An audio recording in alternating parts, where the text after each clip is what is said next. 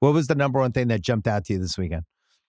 It's Phoenix closing with this brutal, tough schedule. Their last 10, going 7-3. It was off the charts, harder than any other remaining schedule. When you started looking at strength of schedule, they were like opponents' winning percentage of like 650 or 660 at one point, and then the next toughest schedule was 540. So we were like, after that San Antonio game, I'm like, all right, who are these guys? They win 7 of 10, and then they just beat Minnesota, where Minnesota would have been in the 3 seed, but now they're facing a Suns team they don't beat.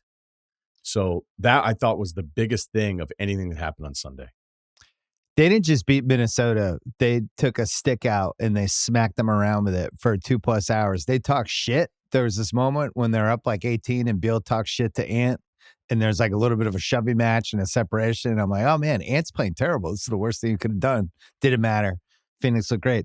I agree with you. The thing that's changed for me with them, and we talked, what was it, last week? We did this segment about trick or treat. Don't allow yourself to get tricked by a team. And I wasn't going to allow myself to get tricked by Phoenix because I just didn't believe in them. I didn't believe they're big enough. I didn't think the 3 guys looked good together. But Beal, over the last 5 games, it really jumped out in the Sacramento game, which I thought was a great win for them. And then this game too, Beal was just awesome. Like he looked like, I don't know, a cross between 2017 playoffs Bradley Beal and then kind of near the end of the Wizards before it went sideways Beal. But we haven't seen that version of him at all. And the game today was the first time I felt like it was the 3 of them and not just KD and Booker kind of with Beal. And I wasn't expecting that. I didn't know if he had this in him. Were you expecting that? Look, I think we all know how talented he is. And like, I think the frustrating part of it is there have been times where I feel like, okay, look, they're sending 2 to Booker, and Durant can get a little stagnant at times, as great as he is. You know, he'll kind of wait on the other side. And then it's like, all right, well, if this is what the defense is doing, then Beal should be able to attack something that's far easier than what these guys have to attack. And even though, you know, he's always going to put up big numbers and we know how talented he is, for so many parts of the season, granted, it took so long for them to finally get in any kind of rhythm, which is why I think he was going off in one of the post-game pressers recently when they won. He's like, it's time. And by the way, the Ant thing, there was video, and I'm glad I saw this because I likely could have missed it switching around. But at the start of the second half, Ant and Beal were totally screwing around. Yeah. They were Did you see that? I saw it, yeah. So I just was thinking about, okay, if they face each other in the playoffs, is there going to be some lingering thing or whatever? I mean, Ant's just bad against the Suns. Yeah, he was 3 of 7 today. They load up on him defensively. His shooting numbers are sub 30% in the previous 2. So it actually went up going 3 for 7 today. So he has not been good against Minnesota. And well, you left out he had 5 turnovers like halfway through the second quarter. I mean, they had 24. They had 20. Like the story of today is 2 things. It was the turnovers and it was bad early. I think they had 9 turnovers the first 8 minutes of the game. But then integrating Cat back into it this late, I think it also is a factor with the Pelicans getting smoked by the Lakers today. Yeah. Where you go, it's great you have him back, but I think they were slow offensively initiating stuff. It was easy to load up on Ant. Cat's trying to find himself. I actually think physically Cat looks really good. I think some of the passing's been good since he's been back. But yeah, I think to your original question, like, are you ready to buy back in? Are you picking Phoenix against Minnesota in the first round? That's really what we're doing here. It was so funny to watch the Lakers last week in person play the Timberwolves without Towns. And I was like, man, this team looks locked in. They know who they are. That Ant's really growing as a playmaker. And then you watch the game today. He was abominable. That was the worst game I've seen him play all season.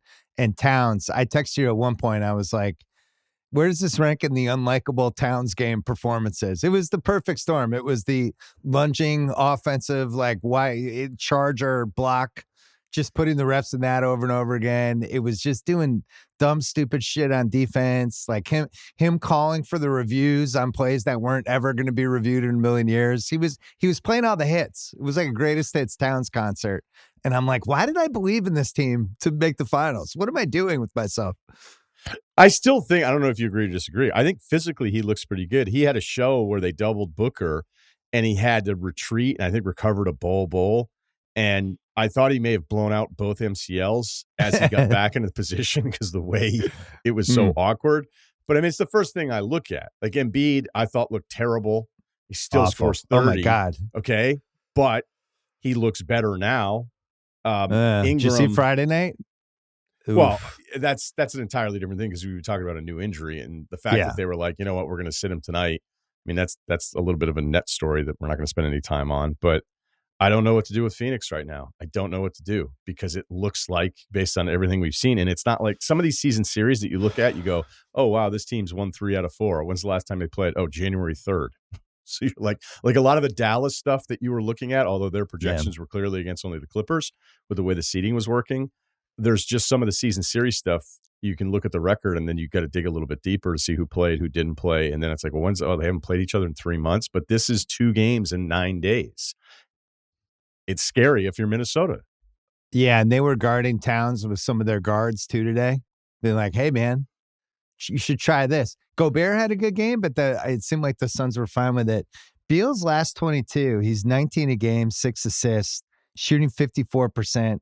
He's over 50% on threes, 89% free throws. Like this has been, if you're making that trade, you're basically giving up nothing for him, right? He makes so much money. Nobody else in the league wants him. Miami might have wanted him if they didn't get Dame. We'll never know the full story on that, but it was also so the pricey. No trade. He needed the no trade. It was so pricey.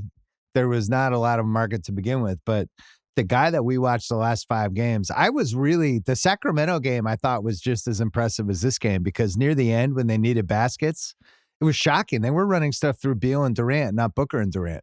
Did you notice that? Last play of the game when Nurkic ended up getting the free throws and he made 1 or 2. Like that, it was like Beal's game to win or lose with the ball, 107-107. They're trying to get out of the play-in.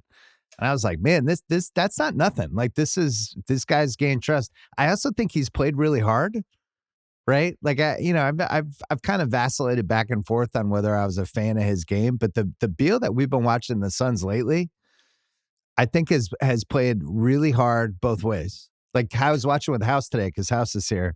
And House, of course, has had the full experience with him on the Wizards. And he was just like, this is why the guy's so frustrating. Because we knew this was in here, And it's like, all right, now we're seeing it. So I don't know what it means for the playoffs. I'm with you. Yeah, he set a great tone to start the game today. And this is ideally what you're doing when you put this team together. And Bob Myers was doing a Denver game the other night. And they were just talking about, and somehow they got on the topic. It was good, though. They were talking about what they thought the West would look like. Because this feels like a free-for-all, which is really exciting. Does. But he goes, when I looked at Phoenix and they put everybody together despite the lack of depth and then piecing together with minimum guys, because I would have thought they'd be a 2 or 3 seed.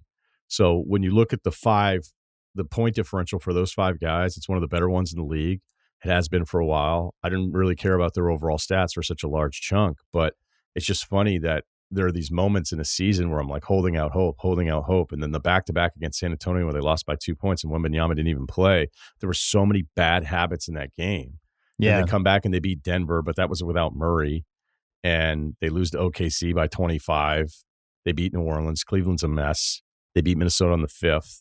And then they lost that New Orleans game where New Orleans came back and we're sitting there feeling great about New Orleans again. So this is just, we know there's the peaks and valleys of every season with every team, but this has been just this has been packed in a week. Right. We've had it's a little like what following football is like during the regular season when it's like, all right, week 4, I'm doing my Sunday night podcast, you're doing Monday, and it's like, Miami, are they for real? And then the next week it's like, Miami, they're not for real. And you kind of bounce around.